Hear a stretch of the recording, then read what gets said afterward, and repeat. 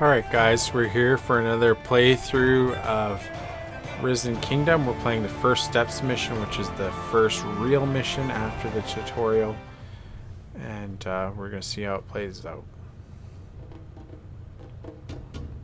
So it's nice that there is some kind of backstory behind each and every one of these missions. So there is some purpose to what we're doing, as opposed to just kind of bumbling through and fighting creatures.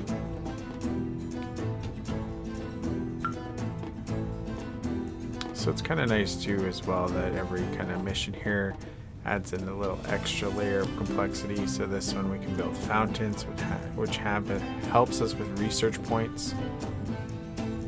The little research bar there in the top right corner builds up and then lets you get specific research or research different technologies, or not even technologies, but research different things that allow you to apply either instant bonuses, like say some extra gold or wood or some kind of resource, or more of a long-term research ability, like say extra resources from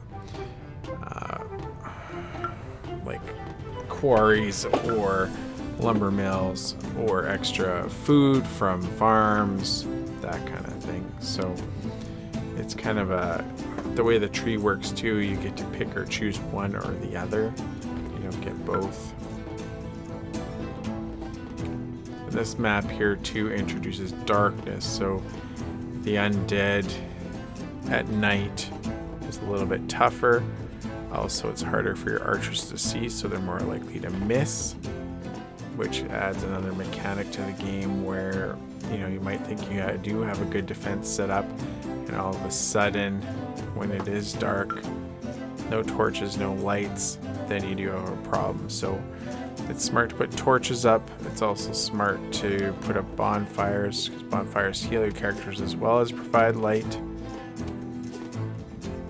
As you can see, the undead like to attack torches and any light source to make it harder for you. So that's something to bear in mind when you do place them down. So here we get to choose an upgrade, either wood or an actual ability. In this case, we chose the ability. As much as we could use wood, it's better to take a long-term research item off of the skill tree or the tree instead of picking a short-term gain one.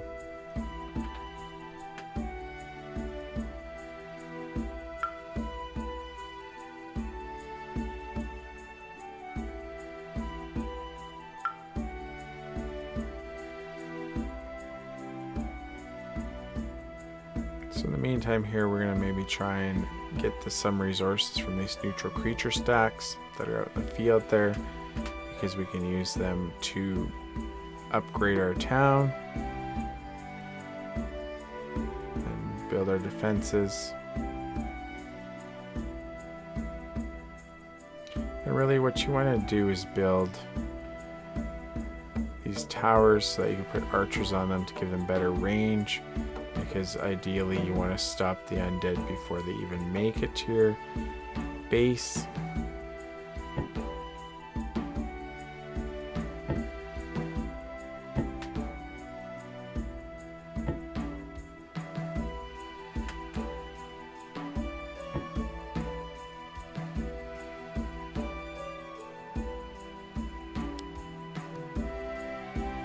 One of the things that's been kind of a continuous battle here for me playing this game is kind of balancing the amount of population you have in such a way so that you still have enough food, you still have enough money rolling in, and you're not spending all your resources on maintenance. It's something that takes a little while to get used to, but once you get figured out, it's not so bad.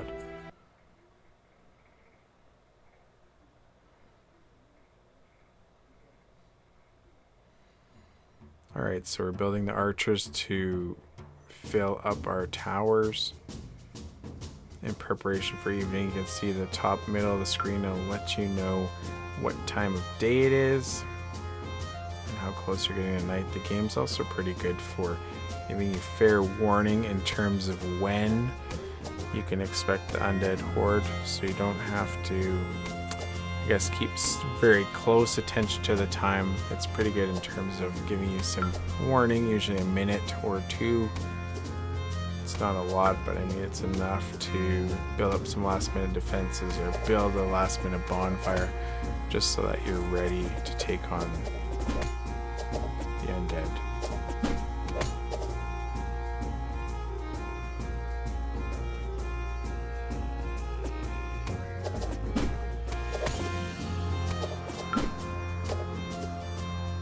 Alright, so that's some more resources in the bag there for us.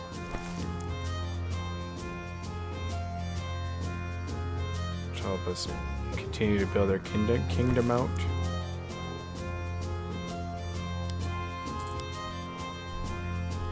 And as much as sometimes these spike walls don't seem like they're worth the money, it does do a little bit of damage to the undead horde.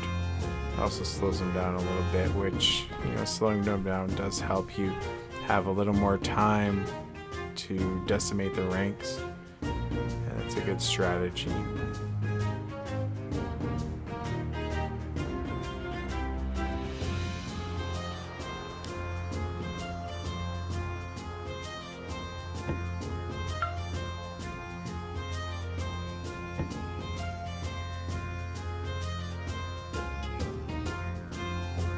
Again, we run into an issue where we need more housing. Big surprise there. And I don't know if there's an actual population cap in this game. I haven't hit it yet. But realistically, most of the places for, I guess, our base building haven't been big enough that could support a huge number of troops.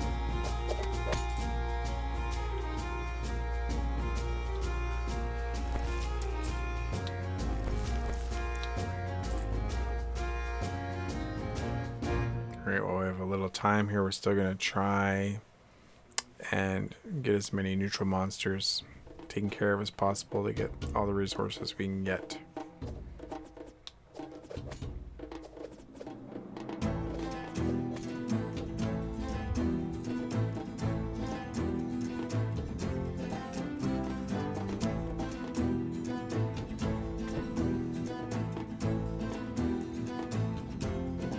So what we're going to try and do here is to lure this group of monsters closer to our base so that our towers can take them out.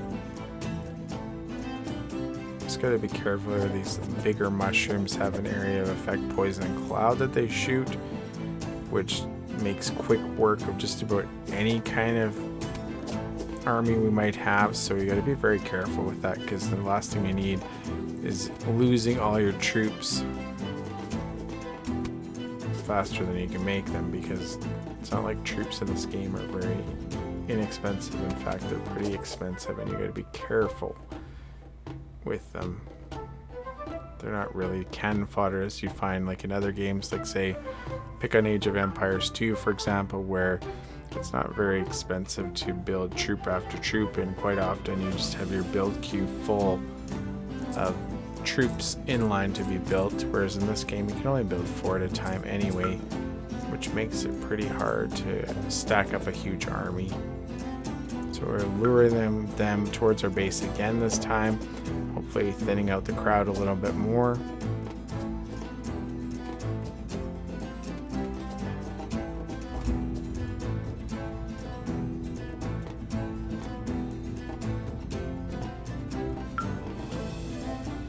As you notice, we're running into issues where we run out of resources, where food supply is low.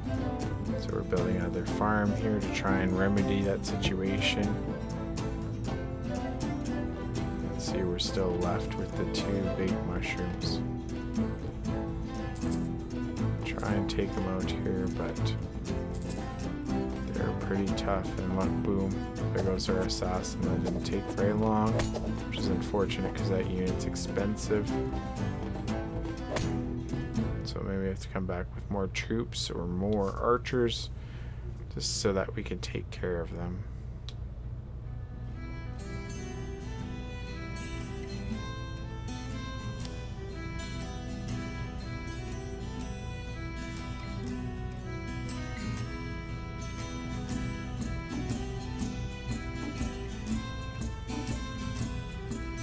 So as you notice, we just got a warning that there's an undead attack coming in a minute. So at least to give you a heads up, so we can get our guys back to the safety of our defenses here before they show up.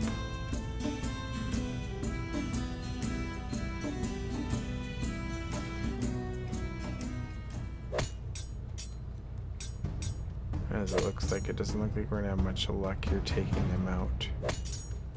But we did complete one of our optional objectives of picking up all of the resources on the map.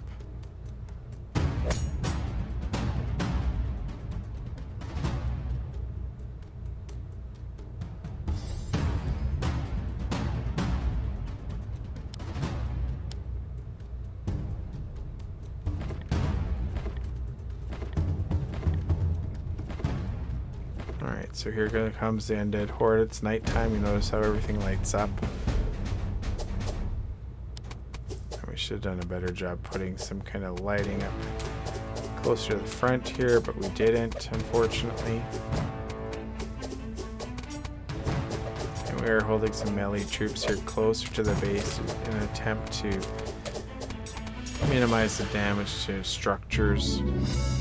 We just push the R key here to engage the repair all function in the game, so it's repairing all of our buildings that have any kind of damage. Makes it a lot easier than trying to repair each and every one on our own. And this way you don't miss anything too. Another upgrade.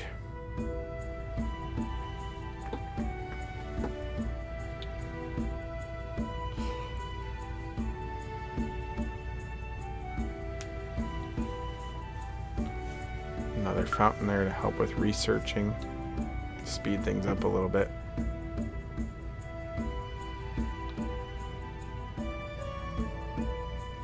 Now we're going to upgrade these houses, not only to get more tax dollars, but more capacity as well, or so that we can build more troops.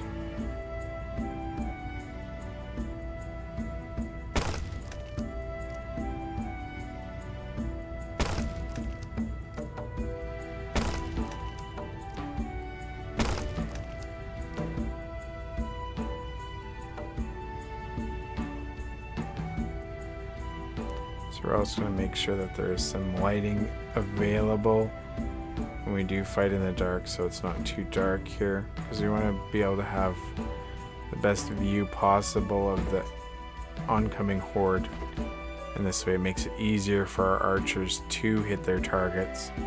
We're also spreading out the layout of these torches. We don't want them all to get destroyed when the horde attacks, so spreading them out can make a little bit of a difference.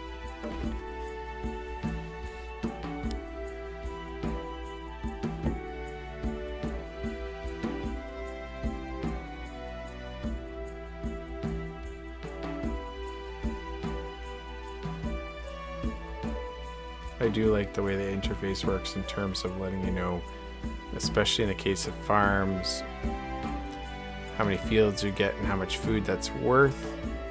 You know, you don't get stuck putting the farm down in the wrong spot after you've spent your money or resources already. This way you can see exactly what you're going to get before you spend the money. Because a lot of times it might not be worth putting a farm down in some instances where there isn't enough room anyway. This way you're not wasting your resources.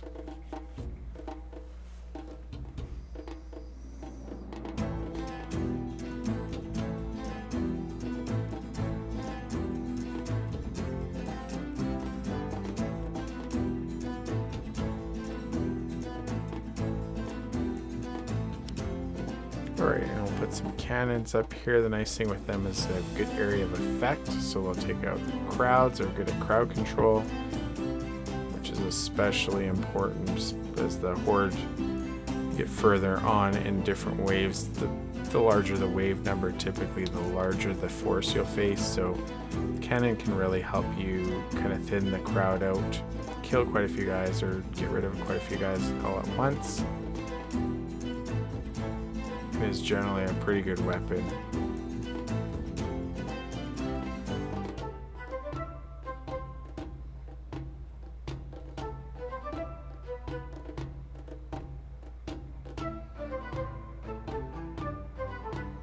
So I picked another research technology. I don't know if we'll get to pick another one here before the end of the map, but see what happens.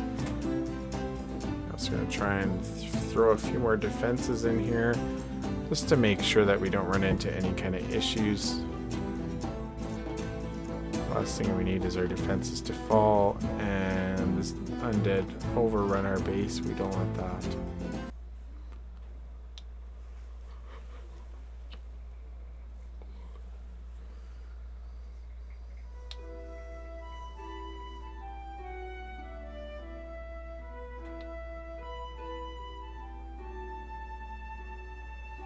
We're going to put some more of these stake walls up just to make sure there's a little bit more of a barrier between us and the undead. Maybe make the final fight a little bit easier.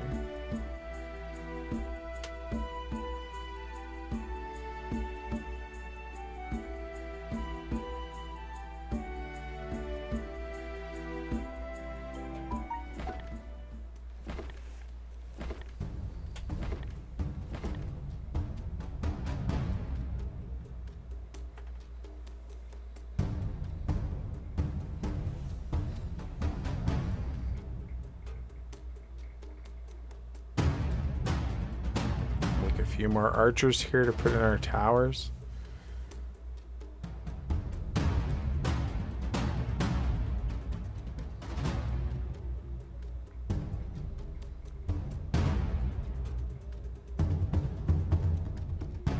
Oh, it's nighttime. Here comes the undead.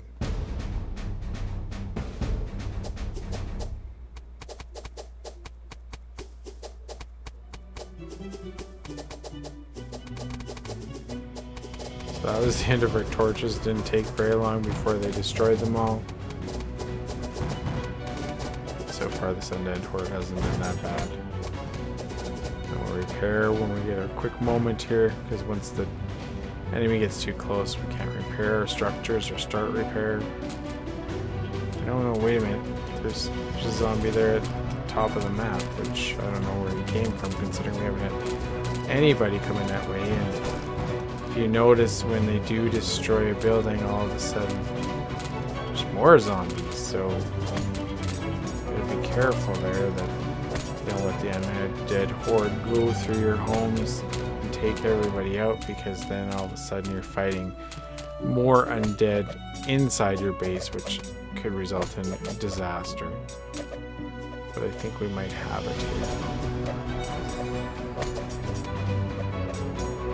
So and that's it. That's playthrough of the second map. Thanks for watching. Catch you in the next video.